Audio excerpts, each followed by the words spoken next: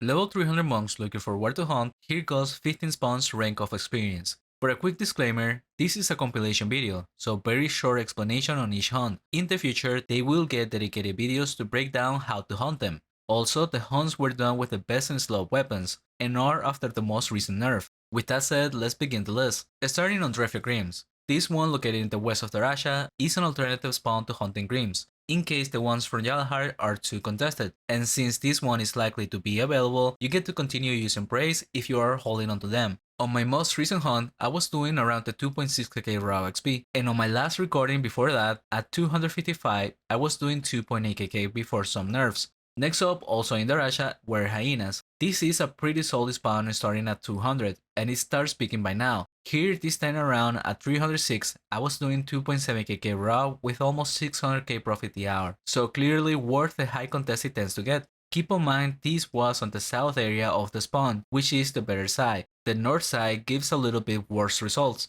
Next up, a similar spawn from the same questline were lions. This time you will need some quests to complete. The cursed spreads of Greenbelt quest into doing the missions in the ancient food inside were hyenas to unlock access to were lions. This has been a highly contested spawn by farmers due to the easy profit, which on a level 300 I was doing over 750k the hour, with a similar experience of 2.7kk. Probably the most profit you could make at this level with a monk. Moving on to a personal favorite, the Secret Serpents. This spawn located in Oramon is part of the quest by the name of the 20 miles beneath the sea questline. In particular, the area I performed the best is unlocked on the submission tree, so it takes a bit of questing to get there. However, it's always available and a decent hunting spot. My first hunts started as low as 178, and now on a 300 with no charms I was doing around the 2.75kk raw XP.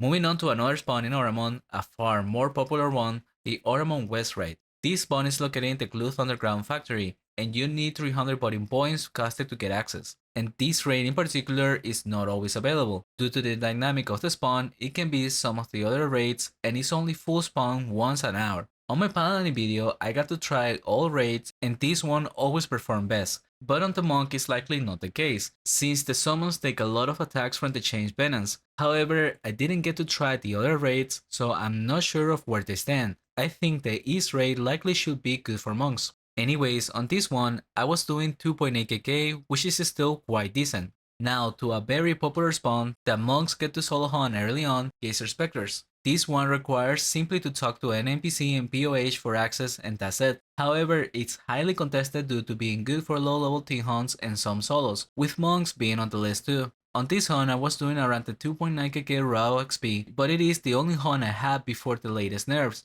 so perhaps between 2.7 to 2.8kk with no charms currently, with around the 300k profit the hour. Next up, another hidden gem that became more popular by monks, the Candia Chocolate Mines. This one does require some questing, starting by completing the Thread and Dreams quest into starting the Sweet Dreams. Once you have access to Candia, then you can enter the spawn. This one wasn't contested at all in my server, but perhaps more active servers do have some competition for it. I personally hunted here a lot during a double XP and was pretty good XP, sitting at around the 3 to 3.1kk raw, and could start hunting here at over 250.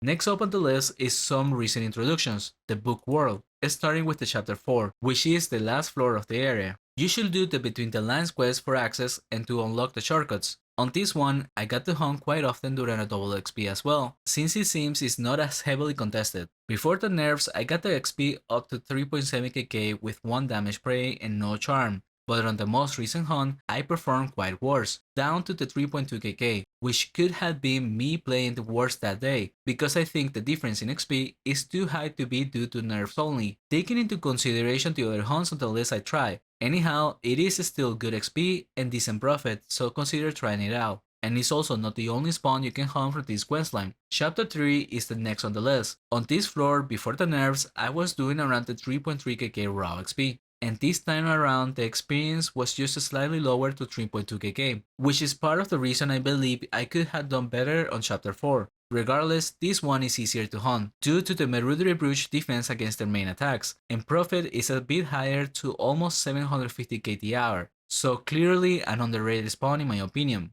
Moving on to 3 spawns that sit in the same range of experience of the 3.4kk, starting on the Oramon Furies. This one is highly underrated spawn, mostly because it requires a quest for access that nobody cares to do, the Dark Trails. And since one part requires help from 3 people, it's even harder to get access. If you can get help with it, then it's highly worth doing for monks. The spawn can scale higher and better with levels, because level 300 is on the low end recommended to go. It's not going to be easy, but it's doable. I was doing over 3.4kk and 700k profit the hour, but keep in mind I did die one time. Moving on to a spawn that recently got improved and became more popular due to monks, the Rashomon mines. On this spawn you encounter the sharks of Rashomon, and it's a great hunt that only gets better with charms, especially Fatal Hole. I wasn't using any and still performed quite nicely for me, sitting at over 3.4kk with close to 600k profit the hour. Keep in mind the profit got better recently with the change to gold weight, which these creatures drop quite a bunch.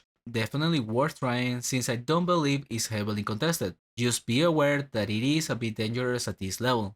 Moving on to the next spawn, the Summer Court. This one requires some quest for access, namely access to fairies from the Threatened Dreams, and also to start off the Dream Course quest line. With that, you unlock access to the Summer Court. Completing more missions of the Dream Course unlocks the portal to go inside, which I didn't need to do at this level. Is something you might need to start doing at around level 400 or 500 I think. But without it, I was still doing pretty good with almost 3.5kk raw XP and 300k profit. However, it is quite dangerous and difficult, so Great Spirits or even Ultimates are a must use. Let's share the top 3 spawns.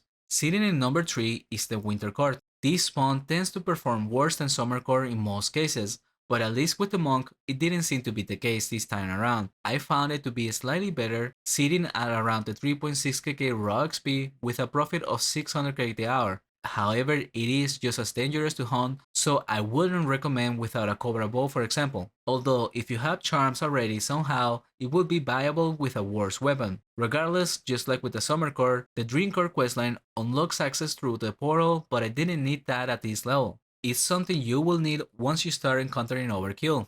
Coming next is the King of Monks, since the low level 150s, the Yalahar Grims. By now, the spawn starts to cap around the 3.5 to 3.6kk raw XP. Do keep in mind that part of the cap is unfortunately respawn rate. In some popular servers with better respawn rate, it's possible to perform a bit better, but at least on my server that wasn't the case, and I was forced to include a pool in the surface with the Nightmares. This has been the case since level 250. However, the Eldritch Moon Spades are best in slot for this spawn. Without that, you can expect around 300k less raw XP or something around those lines. Regardless, it is one of the best spawns and is highly contested because of it, but that's not enough to beat the most contested spawn in the game, the Asura Mirror. This one is the best spawn for paladins and knights on the level 400 to 600 range, and is highly contested even on dead servers. You will need a minimum of level 250 for access and to complete the Lost Brother questline. With that, you get access and you could start hunting as early as you want. This spawn I tried before a couple nerfs and I was doing 4.5kk raw on a 285, and for testing purposes I tried it too with a Drashaku instead of the Moon Spades and got up to 4kk. So keep in mind the difference in equipment can be massive, but so is the practice and levels. On the most recent hunt with the current version of Monks, I got the experience to around the 4.2kk, which is still the highest I could personally do. But charms and better skills can still push that further for sure, so it's not surprising that it sits at number 1 for so many vocations. With that said, that's all I got for this video. Let me know in the comments if I missed any spawns that should have been on the list, and keep in mind monks are constantly getting changed, so XP tends to vary. Thank you for watching and consider subscribing for more.